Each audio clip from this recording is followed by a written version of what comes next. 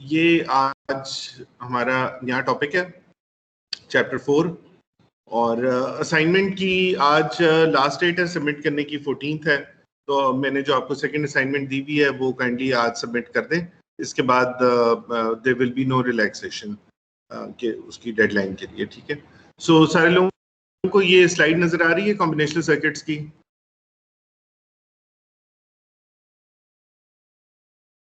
आ रही है तो यस बोलें, यार नहीं आ रही तो नो बोलें। सर आ रही है। ओके, ठीक है। अच्छा, सो इस चैप्टर के अंदर हम मुख्तलिफ कॉम्बिनेशनल सर्किट्स जो हैं उनको स्टडी करेंगे। कॉम्बिनेशनल सर्किट्स क्या होते हैं? कॉम्बिनेशनल सर्किट एक ऐसा सर्किट होता है जिसकी जो आउटपुट होती है it's a function of input only. Pretty much अब तक आपने जितने भी लॉजिक फंक्शंस पढ़े हैं वो सारे के सारे कॉम्बिनेशनल ही थे, इन द सेंस के उसमें आउटपुट जो होती है वो इनपुट पे डिपेंड करती है। आप जैसे ही इनपुट को चेंज करते हैं आपकी आउटपुट चेंज हो जाती है। ठीक है, इसका ऑपोजिट एक और भी सर्किट्स होते हैं जिनको हम लोग कहते हैं सीक्वेंशियल सर्किट्स।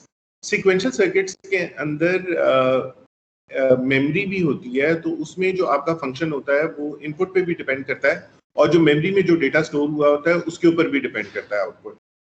तो दोनों चीजों के ऊपर डिपेंड करता है। कॉम्बिनेशन सर्किट के अंदर किसी किस्म की कोई मेमोरी नहीं होती। जैसे ही आप इसकी इनपुट को चेंज करते हैं इसकी जो आउटपुट है वो चेंज हो जाती है। ठीक है, और जब भी आप इसमें सेम इनपुट देंगे तो सेम आउटपुट आएगी। दैट मीन्स के इट हैज नो फीडबैक, यानी कि फीडबैक से मुराद है, फीडबैक क्या होती है कि आउटपुट का कोई हिस्सा वापस आप इनपुट पे भी दे रहे हैं, तो इसको हम लोग फीडबैक कहते हैं। लेकिन इसके अंदर किसी किस्म का कोई फीडबैक नहीं होता, सिर्फ आउटपुट डिपेंड कर रही होती है आपके इनपुट के ऊपर, वो अपनी आउटपुट के ऊपर डिपेंड नहीं कर रही होती। तो इस तरह के सर्किट्स को हम लोग कॉम्बिनेशनल सर्किट्स कहते हैं। ये एक बड़ी यूजफुल क्लास ऑफ सर्किट्स है और इसमें बेइंतहा डिफरेंट सर्किट्स हैं जो बनते हैं जिनको हम लोग इस्तेमाल करते हैं, और वो बिल्डिंग ब्लॉक्स होते हैं आगे आपके सारे माइक्रो प्रोसेसर्स, माइक्रो कंप्यूटर्स, जहाँ जहाँ भी आपका हार्डवेयर इस्तेमाल होता है उसके अंदर उनकी बेशुमार एप्लीकेशंस हैं। तो आज हम लोग कॉम्बिनेशनल लॉजिक सर्किट्स स्टार्ट करेंगे और कुछ यूजफुल सर्किट्स जो हैं इस चैप्टर में हम देखेंगे कि वो किस तरह बनाए जाते हैं। यहाँ तक किसी का कोई क्वेश्चन हो तो पूछ सकते हैं। कॉम्बिनेशन सर्किट जो है इसमें जो हम इनपुट प्रोवाइड करेंगे आउटपुट हमें वही मिलेंगी? हाँ बिल्कुल, और हर दफा जब इनपुट सेम होगी तो आउटपुट वही होगी। ये नहीं होगा कि प्रीवियसली क्या था, बस वो सिर्फ इनपुट, और जैसे ही आप इनपुट चेंज करेंगे आउटपुट चेंज हो जाएगी। सर फिर इसका फायदा क्या हुआ, क्योंकि हमें आउटपुट भी वही मिल रही है जो हम इनपुट प्रोवाइड कर रहे हैं? नहीं, सेम आउटपुट से मुराद है कि जब हर दफा जब आप जो इनपुट अगर 0 1 0 देंगे तो जो उसने आउटपुट पहले दिया था हमेशा वो वही आउटपुट देगा। इसका मतलब है सेम, मतलब ऑब्वियसली ये इसके जो आप इनपुट देंगे उसके ऊपर ये कोई चेंज करेगा और फिर वो आपको आउटपुट देगा। सेम से मुराद है कि सेम इनपुट जब आप देंगे जो प्रीवियसली आपने दी थी तो फिर उसका सेम आउटपुट होगा जो प्रीवियसली। यानी सर जो एक दफा उसने आउटपुट पहले दे दिया उसके बाद फिर जितनी बार मर्जी हम उसको इनपुट्स वगैरह को चेंज कर दे आउटपुट हमें वही पहले वाला ही मिलेगा? नहीं, ये मैं नहीं कह रहा। इनपुट जब भी आप चेंज करेंगे आउटपुट चेंज हो जाएगी। आप सेम को छोड़ दें, चलें, वो अभी आपको नहीं समझ आएगी। ओके, कॉम्बिनेशन सर्किट इज जो इनपुट आप देंगे उसके हिसाब से वो उसके ऊपर कोई काम करेगा और आपको आउटपुट दे देगा। ठीक है, मसलन अगर कॉम्बिनेशन सर्किट एक एडर है तो जब आप उसको 2 नंबर देंगे तो वो ऐड करेगा और ऐड करके उन 2 नंबर का सम दे देगा। सेम का मुराद ये है कि जब भी आप उसको वो 2 सेम नंबर देंगे, यानी 2 + 2 करेंगे तो वो हर दफा 4 ही देगा। 100वीं दफा भी 2 + 2 देंगे तो वो 4 ही देगा।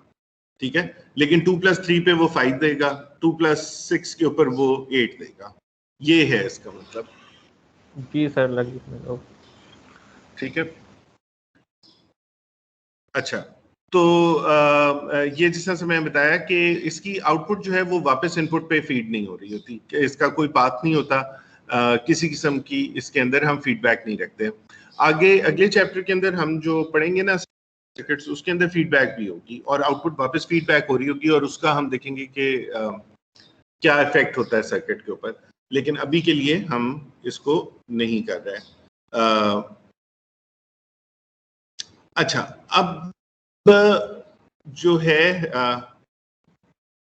हम लोगों ने करना क्या है, हमारे दो डिफरेंट चीजें हो सकती हैं इसके अंदर। एक पार्ट है कॉम्बिनेशन सर्किट्स के एनालिसिस का और दूसरा है उसके डिजाइन का, ठीक है। तो एनालिसिस के अंदर क्या होगा, एनालिसिस के अंदर आपको एक सर्किट दिया गया होगा, जैसा से कि ये आप राइट साइड पे ऊपर देख रहे हैं, और आपको कहा जाएगा कि जी बताएं इसका फंक्शन क्या है, यानी ये सर्किट क्या काम करता है, ये एडर है, सब्ट्रैक्टर है, कोई और कॉम्बिनेशनल लॉजिक है, तो इसका फंक्शन आप बताएं। और फंक्शन आप उसका किस तरह बताएंगे कि फंक्शन जो है आप उसका बुलियन फंक्शन बता सकते हैं, जिस तरह से बुलियन फंक्शंस हमने चैप्टर 3 तक पढ़े हैं सारे के सारे। तो यू माइट बी आस्क्ड कि इसका बुलियन फंक्शन लिखें सर्किट का, या हो सकता है कि आपको कहा जाए कि आप इसका ट्रुथ टेबल बना दें। ट्रुथ टेबल में आप सारी इनपुट्स के अगेंस्ट उसकी आउटपुट्स बताते हैं कि अगर ये इनपुट होगा तो ये आउटपुट होगा, ये इनपुट, और इनपुट के जितने मैक्सिमम कॉम्बिनेशंस बन सकते हैं ट्रुथ टेबल में आप वो सारे कॉम्बिनेशंस बनाते हैं, और हर कॉम्बिनेशन के ऊपर आप बताते हैं कि सर्किट की आउटपुट क्या होगी। तो ये हो गया एनालिसिस पार्ट।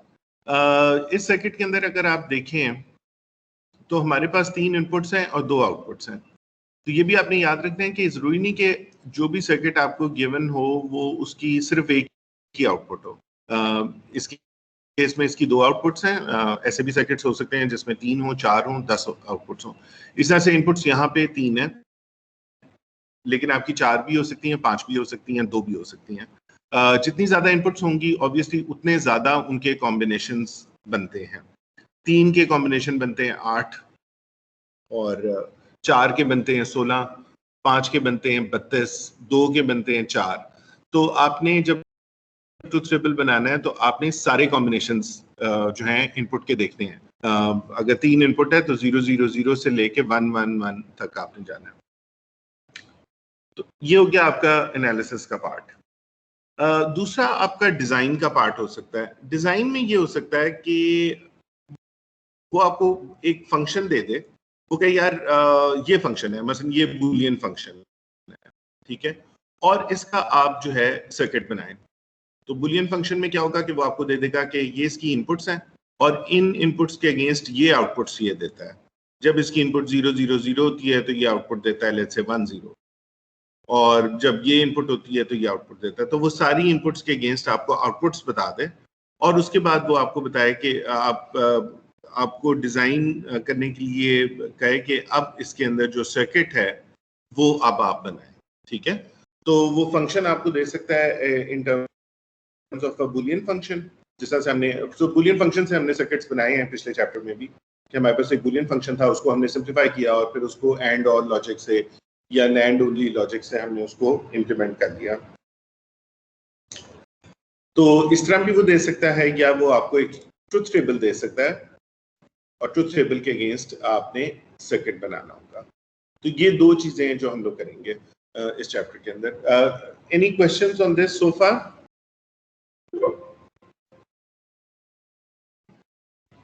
इससे रिलेटेड कोई अगर कंफ्यूजन हो, कुछ पूछना चाहते हो तो पूछ सकते हैं।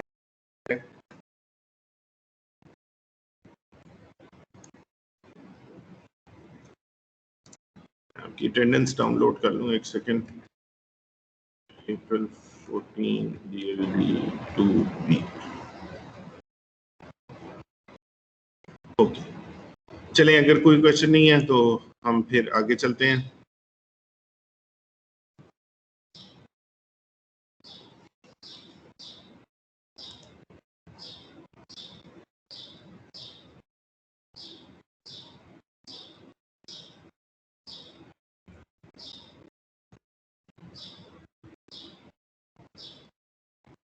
अच्छा, सो अब हम लोग एनालिसिस के अंदर आते हैं।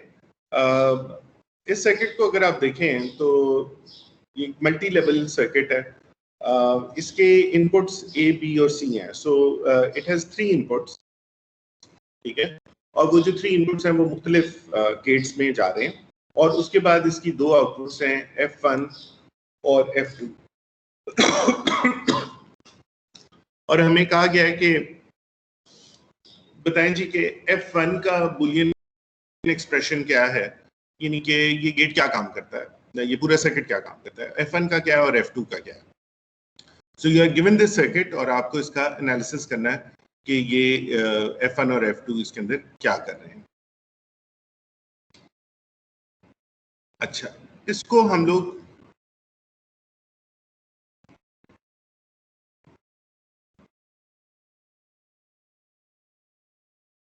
अच्छा, अब जो हमारे पास जो पहला तरीका है ना बूलियन एक्सप्रेशन अप्रोच, वो ये है कि आप सबसे पहले F1 और F2 फाइंड आउट करने के बजाय आप जो इसके है ना इनिशियल गेट्स, उनकी इक्वेशंस बनाएंगे, क्योंकि F1 की इक्वेशन बनाना तो कॉम्प्लेक्स हो जाएगा डायरेक्टली, ठीक है। तो हम इंटरमीडिएट नोड्स डिफाइन करेंगे और उन इंटरमीडिएट नोड्स के ऊपर हम पहले बूलियन एक्सप्रेशंस बना देंगे। मसलन ये हमारा इंटरमीडिएट नोड, इसने कहा कि ये 2 है, T2 यानी ये गेट है, तो ये जो हमें पता है कि एंड गेट है, तो इसका एक्सप्रेशन बन जाएगा A, B and C, ठीक है। सो वी कैन से कि T2 is equal to A, B and C। इसी तरह से ये वाला हमारा और गेट है, इसको मैं कह देता हूँ T1, so T1 is equal to A और B और C, ठीक है। अच्छा, उसी तरह से ये जो पूरा सेट है हमारे पास यहाँ पे, ठीक है, इसका बूलियन एक्सप्रेशन हम बना सकते हैं बड़े आराम से, जिसको हम कहते हैं AB और AC और BC, ठीक है। और ये हम देखते हैं कि ये तो फंक्शन डायरेक्टली F2 ये आउटपुट दे रहा है F2, सो ये तो F2 के ही बराबर है। सो F2 तो हमने बड़े आराम से डिफाइन कर लिया कि F2 is equal to AB और AC और BC। अच्छा, उसके बाद हम लोगों ने ये वाला फंक्शन, फिर हमने देखा कि यही F2 जो है इस इन्वर्टर से गुजर रहा है, तो इन्वर्टर से गुजर के ये F2 बार बन जाएगा, क्योंकि इन्वर्टर से गुजरा है। तो F2 बार को हम अगर इसको करेंगे तो ये हमारा आउटपुट बन जाएगा डे मॉर्गन्स थ्योरम के थ्रू, ठीक है। अब हम लोगों ने क्या करना है कि हमारे पास आ गया यहाँ पे अगला फंक्शन T3। तो T3 एंड हो रहा है, किसमें एंड हो रहा है, T1 को एंड कर रहा है F2 के साथ, ठीक है। तो आप जब इसको A और B और C को एंड करेंगे इस पूरे फंक्शन के साथ और उसको सिंप्लीफाई करेंगे, तो आपके पास T3 ये टर्म आ जाएगी। T3 is equal to A B bar C bar plus A bar B C plus A bar B bar C। ये किस तरह आ रहा है, T3 is an and function of T1 and F2 bar, okay. तो इसको जब आप एंड करेंगे तो और उसके बाद उसको सिंप्लीफाई करेंगे तो आपके पास T3 आ जाएगा, ठीक है। और जब आपके पास T3 आ जाएगा तो फिर आप F1 डिफाइन कर सकते हैं। F1 इज एन और function of T2 and T3। तो T2 और T3 को आप और करेंगे और सिंप्लीफाई करेंगे तो आपके पास F1 का ये पूरा फंक्शन आ जाएगा। तो ये आपका F1 हो जाएगा और ये आपका F2 हो जाएगा नीचे ये जो है, और इस तरह से आप इसका बूलियन एक्सप्रेशन देंगे, ठीक है। Any questions on this? Sir F2 की समझ लगी है, F जो 1 है उसको पहले हमने F2 बार क्या किसके साथ पहले किया मर्ज?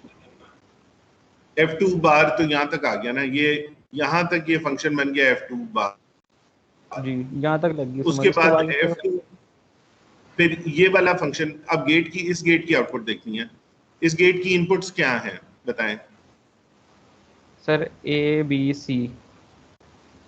नहीं, इस गेट की इनपुट्स है T1 और F2 बार। जी जी जी। T1 क्या है, A और B और C, और F2 बार है ये जो पूरा एक्सप्रेशन है A + B + C। जी। अब आप इन दोनों को एंड करें, T1 और F2 बार को एंड करें, एंड करके उसको सिंप्लीफाई करें। सिंप्लीफाई करेंगे तो T3 आपके पास आएगा, ठीक है जी। जब आपके पास T3 आ जाएगा तो F1 क्या है, F1 is T3 ORed with T2, ऐसा ही है ना। जी।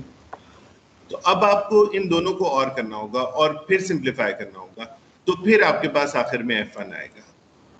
सर ये सिंप्लीफाई किस तरह करेंगे जब ए और ए बार होगा तो किस तरह, अगर एंड में इसको क्या करेंगे, जीरो करेंगे, क्या करेंगे अच्छा, इसके सिंप्लीफाई? लिए आपको ना आपके बहुत सारे हैं बुलियन पोस्टुलेट्स। ए और ए बार को जीरो क्यों, जो आपके पोस्टुलेट्स हैं उस उनको देख के आपको इनको सिंप्लीफाई करना होगा, क्योंकि यहाँ पे कार्नोफ मैप तो नहीं बना सकते ना। तो आपने जी पोस्टुलेट्स देखने हैं और आपने देखना है कि एसोसिएटिव थ्योरम लगता है, डिमॉर्गन्स लग रहा है, कोई और रूल लग रहा है, किस तरह से ये सिंप्लीफाई हो रहे हैं। तो ये आप बेशक अभी पेपर पेंसिल निकाल लें और आप फॉर एग्जांपल ये जो T3 है, ये देखें ये किस तरह आया है। T3 ये आपका F2 बार है, ठीक है। ये लें और इसको एंड करें T1 के साथ एंड देन सी, यहाँ पे इसको एंड करें, यहाँ पे एंड गेट आ जाएगा ए और बी और सी। तो ए जो है वो सारों के साथ मल्टीप्लाई होगा, फिर बी होगा, फिर सी होगा, और फिर देखें कि क्या बनता है, राइट। तो वो फिर सिंप्लीफाई होके ये आपके सामने आ जाएगा।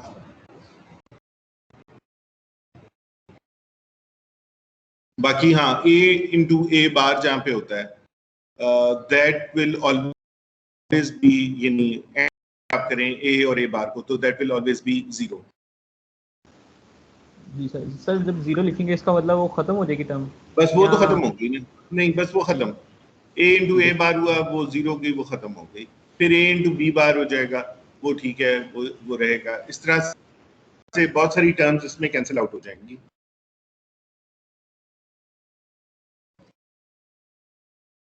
चलें आप लोग इसको करें ना, जरा सारे स्टूडेंट्स निकालें और जरा सिंप्लीफाई करें, T3 की वैल्यू निकालें ना जरा।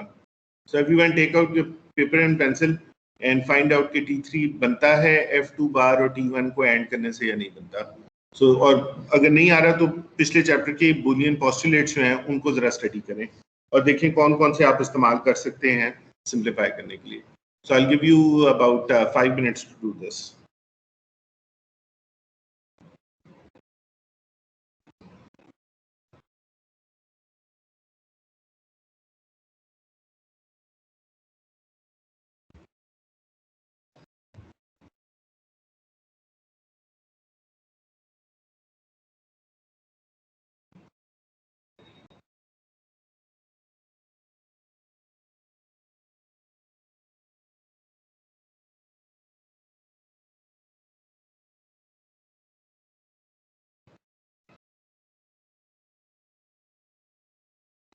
सर जब इनको मल्टीप्लाई करे होंगे F2 और T1 के को, तो जब T1 की वैल्यू ए के साथ मल्टीप्लाई कर दिया, बी के साथ जब मल्टीप्लाई करेंगे तो दरमियान में प्लस का निशान आएगा ना? जी आएगा बिल्कुल। ओके।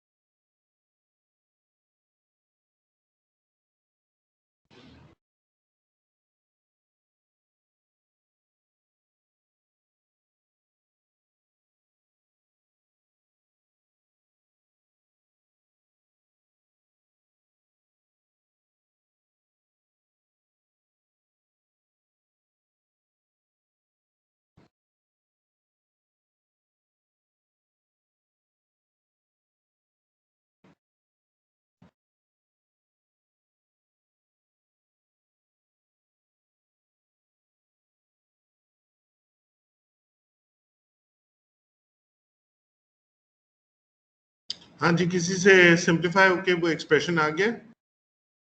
सर कर रहे हैं अभी। अच्छा चलें, 1-2 मिनट और कर।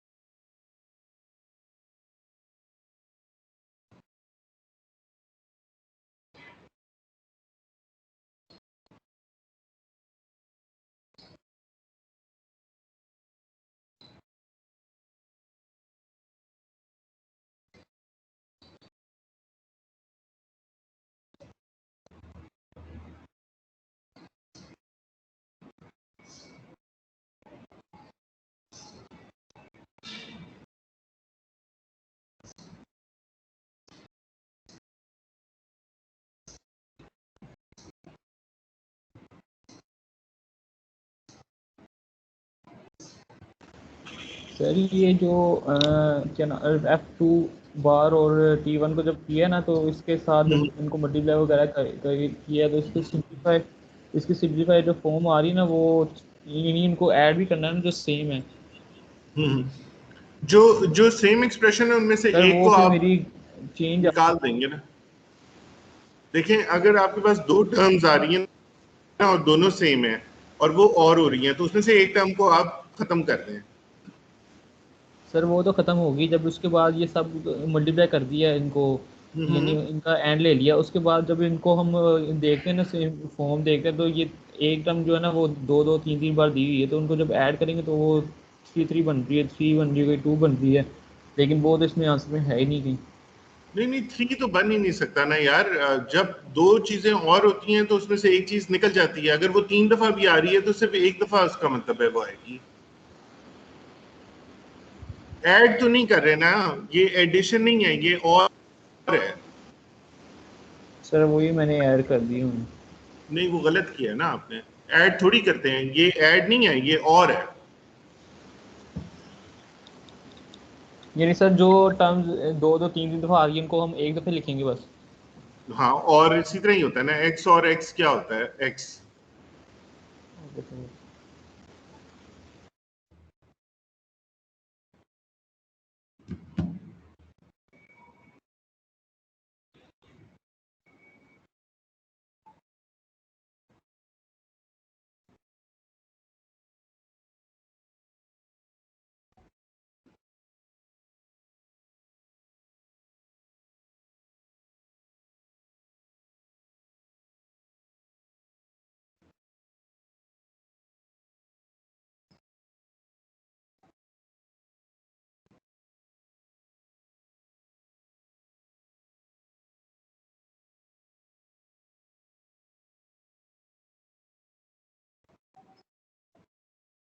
चलें बाकी आप उसको सिंप्लीफाई करते रहना।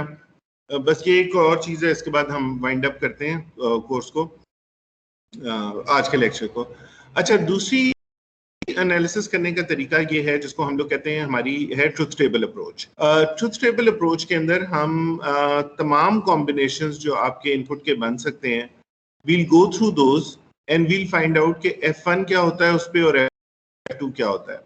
सो हम सबसे पहले सारे जीरोज इन गेट्स पे अप्लाई कर देंगे और इनकी आउटपुट्स देखेंगे और उन आउटपुट्स को प्रोपिगेट करेंगे टिल F1,